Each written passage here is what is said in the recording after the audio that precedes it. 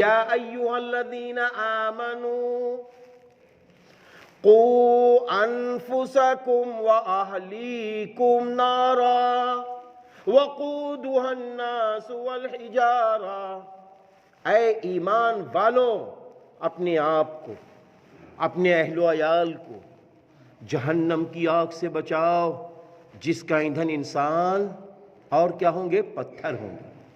کیا ہوں گے؟ پتھر ہوں گے۔ میرے بھائی، اس دنیا میں سب سے قیمتی چیز ایمان ہے۔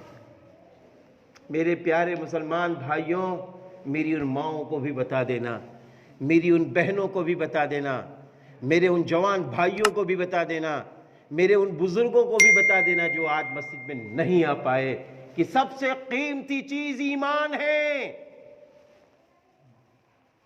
سب سے قیمتی چیز ایمان ہے۔ دیکھو قرآن نے یہاں کہا ایمان بچاؤ، جہنم سے بچاؤ، ایمان بچ جائے گا۔ جہنم سے نسلوں کو بچانا ہے۔ دوسری جگہ اللہ تعالیٰ نے قرآن میں کیا فرمایا؟ شروع میں نے پڑھا تھا، وَلَا تَهِنُوا وَلَا تَحْزَنُوا وَأَنْتُمُ الْأَعْلَوْنَ إِن كُنتُم مُؤْمِنِينَ۔ اور ہمت مت ہارو، اور غم مت کرو، اور تم ہی بلند ہوگے اگر تم مومن ہوگے۔ اگر تم مومن ہوگے تو ہمیں بننا کیا ہے؟ ارے میرے بھائیوں، کیا بننا ہے؟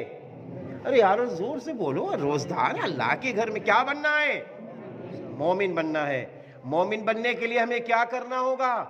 جو قرآن نے کہا ہے اس پر عمل کرنا ہوگا، جو نبی کی زندگی ہے اس پر عمل کرنا ہوگا۔ کچھ